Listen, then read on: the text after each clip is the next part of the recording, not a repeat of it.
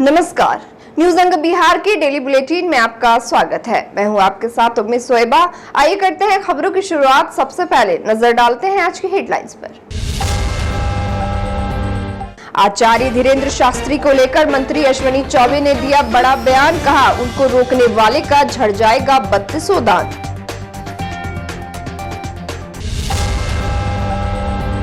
क्षेत्रीय विधि विज्ञान प्रयोगशाला का हुआ उद्घाटन। डीआईजी बोले, इंडोर फायरिंग जांच की सुविधा अब उपलब्ध।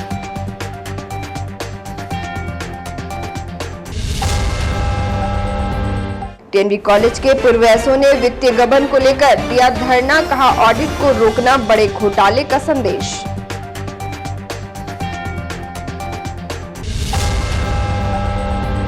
लगन ने कपड़ा बाजार में लाया निखार। शहर के शोरूमों में आकर्षक ऑफर की बयान।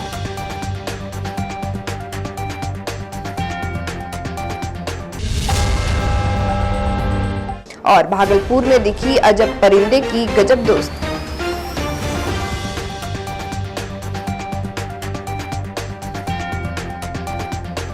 और अब समाचार विस्तार से।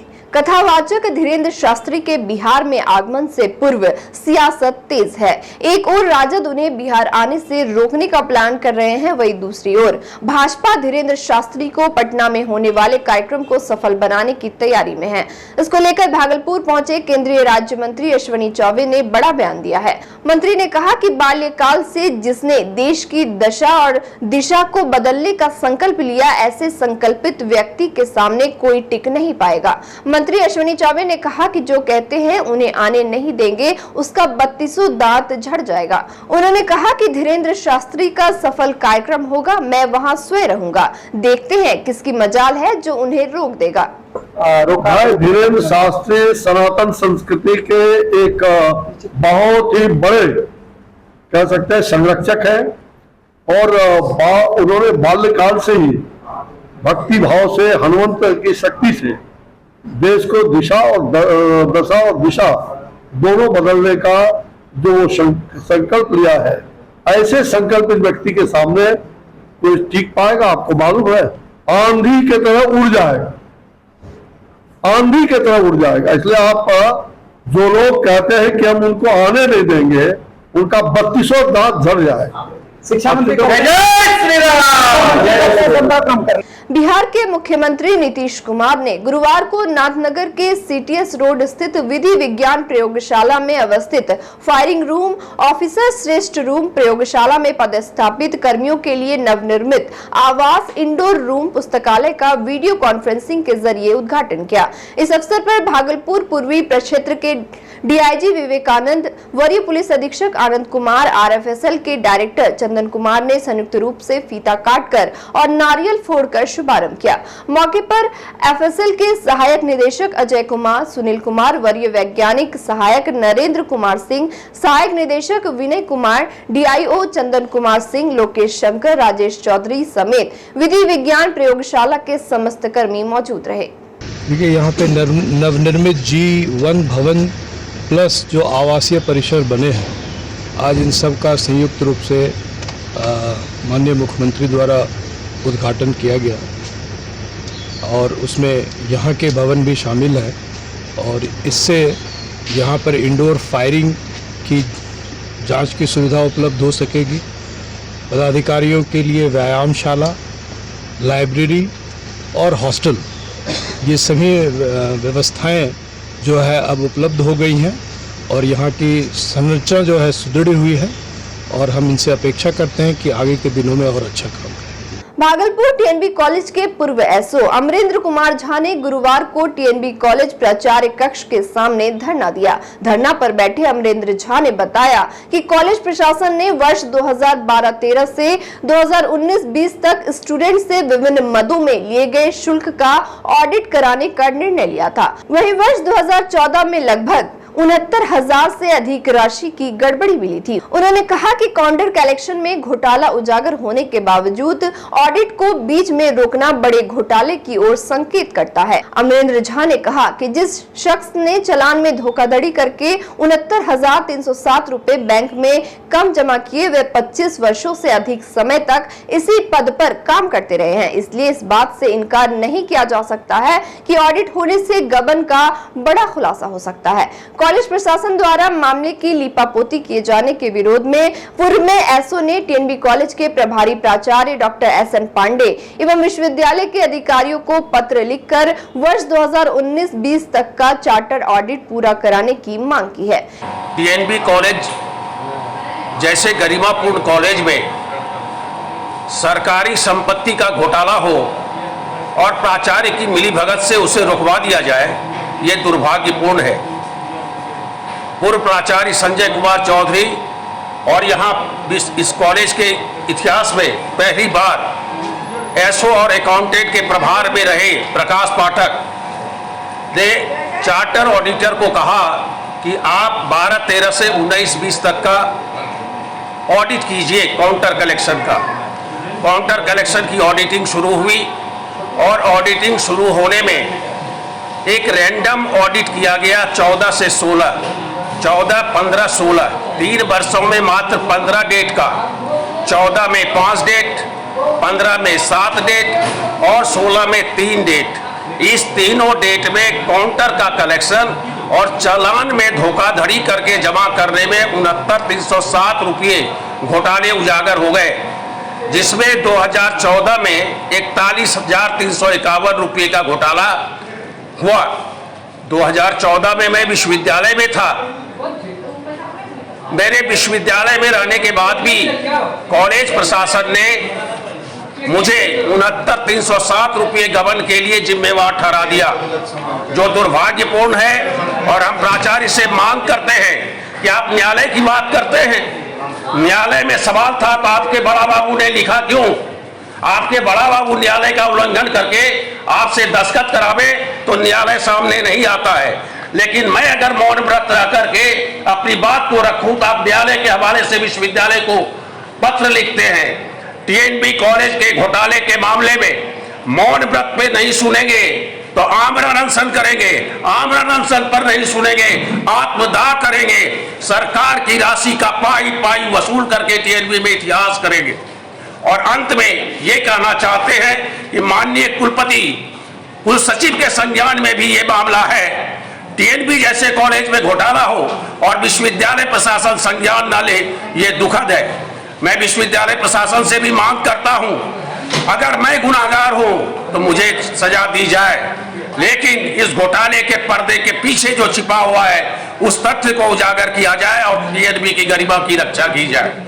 इधर अमरेंद्र झा द्वारा प्राचार्य कक्ष के सामने मौन व्रत पर बैठे जाने का मामला टीएनबी कॉलेज के गलियारे से लेकर विश्वविद्यालय प्रशासनिक भवन तक चर्चा का विषय बना रहा। वहीं करीब 2 घंटा बाद तिलकमांझी भागलपुर विश्वविद्यालय के सीनेट सदस्य मुजफ्फर अहमद टीएनबी कॉलेज के प्रभारी प्राचार्य डॉक्टर एसएन पांडे के साथ अमरेंद्र झा को मनाने धरना स्थल पहुंचे। वार्ता के दौरान पूर्व एसओ अमरेंद्र झा के तीखे सवालों ने प्रभारी प्राचार्य की बोलती बंद कर दी, जिसके बाद प्रभारी प्राचार्य सीधे अपने कक्ष में चले गए। मौके पर मौजूद सीनेट सदस्य मुजफ्फर अहमद ने अमरेंद्र झा को धरना समाप्त करने की बात कहते हुए समझा बुझाकर प्राचार्य कक्ष ले गए। हिंदू धर्म में मांगलिक कार्य करने से पहले शुभ मुहूर्त जरूर देखा जाता है। विवाह जैसे कामों के लिए शुभ मुहूर्त बहुत ही ज्यादा मायने रखता है। साल 2023 में भी कई शुभ मुहूर्त बन रहे हैं। हिंदू पंचांग के अनुसार साल में कुछ अबूझ मुहूर्त भी होते हैं जिनमें विवाह करना काफी शुभ माना जाता है।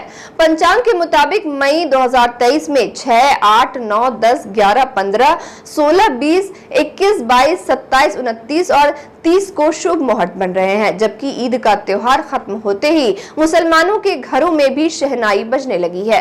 ईद के बाद शादियों का सिलसिला लगातार जारी है। इधर लगन के दस्तक देते ही कपड़ा बाजार समेत शहर के विभिन्न मॉल और शोरूम में ग्राहकों की भीड़ उमड़ रही है। भागलपुर के डॉक्टर आरपी रोड स्थित खलीफाबाग चौक के समीप अन्य गारमेंट्स में भी लोग अपने पसंद के कपड़े खरीद रहे हैं। अन्य गारमेंट्स के प्रोप्राइटर मोहम्मद अन्नी ने बताया कि लगन के मौके पर ग्राहकों को 20% की छूट दी जा रही है। उन्होंने बताया कि हमारे यहाँ दिल्ली मुंबई के तर्ज पर मेहंदी एवं हल्दी सेगमेंट की व्यवस्था है, साथ ही वेडिंग सेशन की भी सुविधा उपलब्ध है। वैसे तो कपड़े के इस विशाल शोरूम में कई ब्रांड और कई डिजाइन के वस्त्र उचित कीमत पर उपलब्ध है, लेकिन यहाँ मिलने वाली शेरवानी, कोट पैंट, कुर्ता पायजामा, ब्लेजर, मोदी बंडी और दूल्हे की पगड़ी लोगों को आकर्षित करती है। प्रोप्राइटर ने बताया कि उनके शोरूम में मेंसवेयर के सभी आइटम रनिंग स्टॉक के हैं। साथ ही कहा कि अन्य गारमेंट्स में एक ही छत के नीचे शादी विवाह के अलावा सभी प्रकार के रेडीमेड कपड़े मार्केट की तुलना में कम कीमत पर मिलते हैं। हमारे शोरूम में शेरवानी, कोट पैंट, कुर्ता पैजामा, ब्लेजर, इंडो वेस्टर्न, शादी का जो मेन आइटम जो होता है दूल्हा तैयार करना है, हमारा स्लोगन है दूल्हा हम तैयार करते हैं। तो किसी भी शादी के विवाह के मौके पे आप यहाँ पे आएंगे तो आपको कहीं जाने की ज़रूरत नहीं है। वैसे तो हमारे यहाँ पर्व त्योहार में डिस्काउंट तो चलता है, लेकिन लगन के शुभ अवसर पे हम लोग एक विशेष डिस्काउंट लेके चलते हैं। कोई भी आइटम पे आपको यहाँ पे 20% फ्लैट डिस्काउंट मिलता है, जो कि शहर में जल्दी किसी और दुकान में ये चीज़ नहीं मिलता है। यहाँ पे किसी भी चीज़ को आप पसंद करते हैं तो आपको 20% का डिस्काउंट मिलता है। कुर्ता पैजामा का हमारे पास बहुत अच्छा कलेक्शन है, एथनिक वेयर टाइप का। जो इस टाइप का शोरूम, जैसे लोग भागलपुर में इस टाइप का शोरूम का जरूरत था, तो दिल्ली मुंबई के तर्ज पे यहाँ पे एक ऐसा शोरूम हो कि लोग आराम से आएँ, पूरे परिवार के साथ आके अपना एक वेडिंग सेक्शन को कंप्लीट करें। जैसे कि हमारे यहाँ सेक्शन मेहंदी स्पेशलिस्ट, आपके जो मेहंदी का सेगमेंट है या फिर आपका हल्दी का सेगमेंट है, उसका भी हम लोग फुल अरेंजमेंट करते हैं यहाँ पे। जीन्स वगैरह में जो भी यहाँ पे जो कस्टमर जो भी ब्रांड ढूंढते हैं वो ब्रांड यहाँ पे आपको इजी में मिलता है। और सबसे अच्छी बात है कि हमारी दुकान में आपको जो भी स्टॉक मिलेगा वो रनिंग स्टॉक मिलेगा। कुछ लोग बोलते हैं कि हमारे शहर में नहीं मिलते हैं, लेकिन उनके लिए ये दुकान बहुत बेस्ट है। जो यहाँ पे जो आइटम, जो डिज़ाइन आपको दिल्ली मुंबई वगैरह मिलते हैं, वो आपको यहाँ पे आसानी से उपलब्ध हो सकते हैं, वो भी शहर के बीचों बीच में, अन्नी गारमेंट, खलीफाबाग चौक पे। वफादारी और सच्ची दोस्ती निभाने का हुनर हम इंसानों से अच्छा पशु पक्षी जानते हैं। ऐसा हम इसलिए कह रहे हैं क्योंकि भागलपुर में एक व्यक्ति और उनके पक्षी मित्र के प्रेम का अनूठा नमूना देखने को मिला।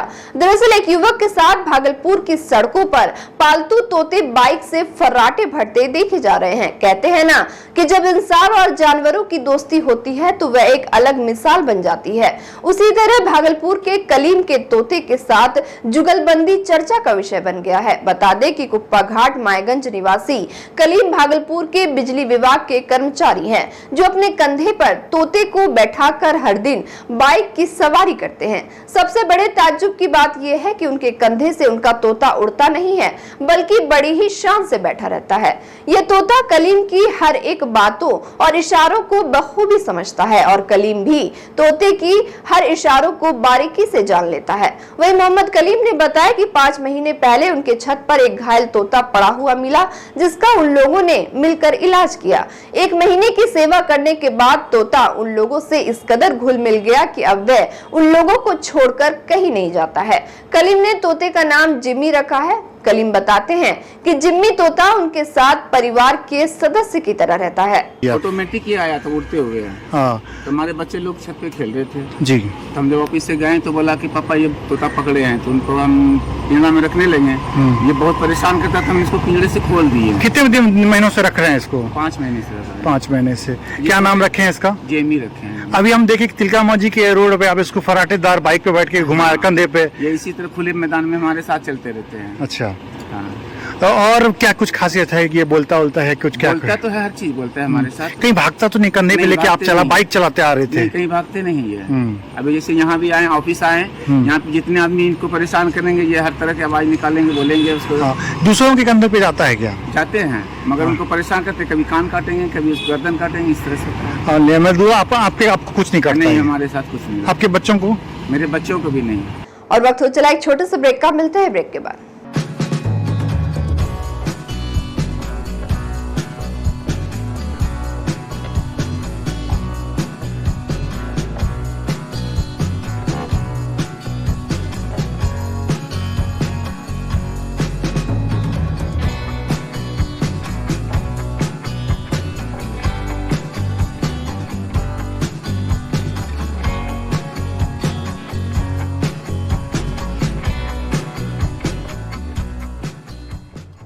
ब्रेक के बाद फिर से आपका स्वागत है। बढ़ते अगली खबर की ओर।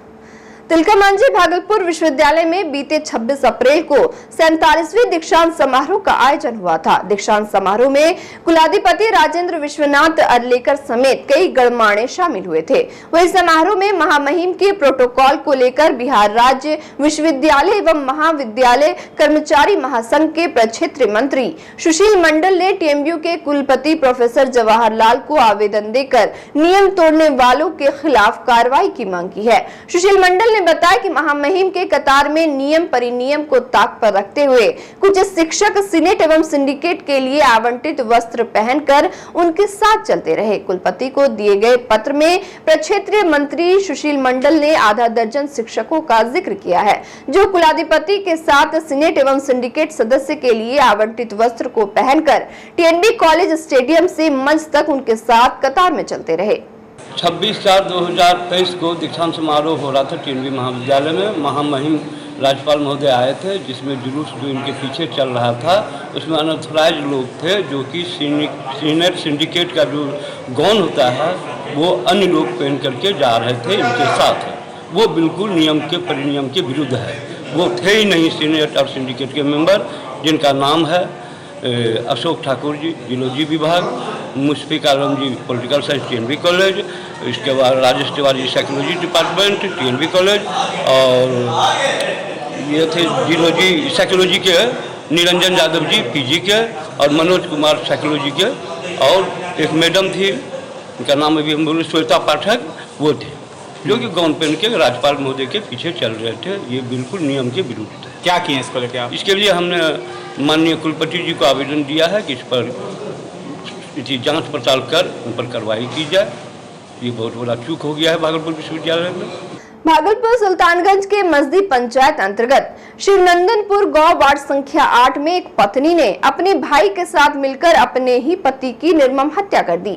घटना को लेकर मृतक के चचेरे भाई उदय बिंद ने बताया कि उनका चचेरा भाई कंपनी बिंद पंजाब में रहकर मजदूरी करता था। वे अपनी बेटी की शादी में ससुराल बख्तिया सुरारी लखीसराय गया हुआ था, जहाँ उसकी पत्नी गुड़िया देवी साला दिनेश बिंद समेत ससुराल वालों ने मारपीट कर हत्या करते हुए बोलेरो गाड़ी से मृतक के घर पर शव को फेंक कर भाग निकले। इधर घटना की सूचना मिलते ही स्थानीय पुलिस घटनास्थल पर पहुंची और शव को अपने कब्जे में लेकर आवश्यक कानूनी कार्रवाई करते हुए पोस्टमार्टम के लिए भागलपुर भेज दिया। ये पंजाब में रहते से वो अपना लड़की को शादी करने के लिए उसका पत्नी जो है बुलाया कि लड़की को शादी कर रहे हैं तो आइए। वो आया, उतर करके डायरेक्ट वहाँ चला गया ससुराल। हाँ, कहाँ ससुराल? बकिया सुरारी थाना हलसी। उतर के चला गया और एक दिन वीडियो कॉलिंग में दिखाया हम लोग परिवार को कि भाभी हम लोग जो है कि हम यहाँ ससुराल में आ गए हैं, तो ठीक ठाक हैं। और उसके बाद जो क्या हुआ नहीं हुआ, कल की बात है। कल की जो है कि इसको ला करके मरा हुआ था द्वारी पर उल्टा दिया। शाम को समय था अंधेरा। कौन उल्टा दिया? उसका पत्नी और उसका जो है कि भाई था, लड़का था, उसका भाई का जनानी था। भागलपुर के एसएसपी आनंद कुमार ने नाथनगर थाना पहुंचकर औचक निरीक्षण किया। इस दौरान उन्होंने थानेदार समेत अन्य पदाधिकारियों को थाने की रखरखाव, रनिंग रजिस्टर, अभियुक्तों की धरपकड़ करने एवं लंबित कांडों को शीघ्र निपटारा करने का निर्देश दिया। वही एसएसपी ने बताया कि यहां के सभी पदाधिकारियों ने मिलकर एक माह में 150 एनबीडब्ल्यू केसों का निष्पादन किया है।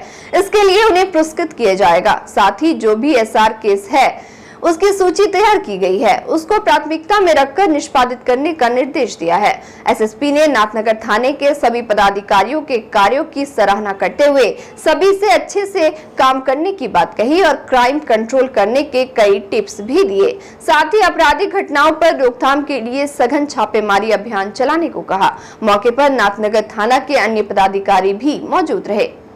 अभी नाथनगर थाने का औचक निरीक्षण किया गया और जो यहाँ के थानाध्यक्ष हैं, अपर थानाध्यक्ष हैं और तमाम जो पदाधिकारीगण हैं उनके साथ बैठक की गई और उनके जो कार्य हैं उनकी समीक्षा की गई और जो भी अपराध नियंत्रण के लिए जो दिशा निर्देश दिए गए और सभी लोग अच्छा काम कर रहे हैं और उसमें और भी क्या क्या सुधार किया जा सकता है उसके बारे में चर्चा हुई।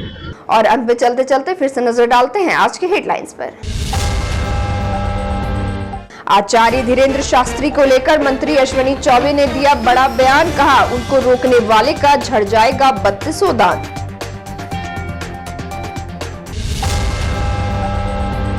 क्षेत्रीय विधि विज्ञान प्रयोगशाला का हुआ उद्घाटन, डीआईजी बोले इंडोर फायरिंग जांच की सुविधा अब उपलब्ध।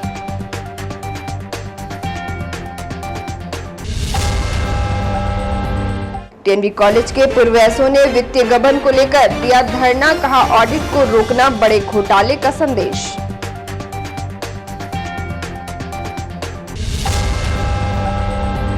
लगन ने कपड़ा बाजार में लाया निखार, शहर के शोरूमों में आकर्षक ऑफर की बयान।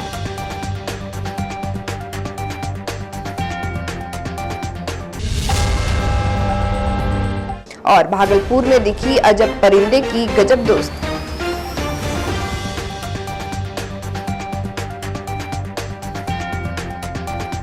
आज के इस बुलेटिन में बस इतना ही। नमस्कार।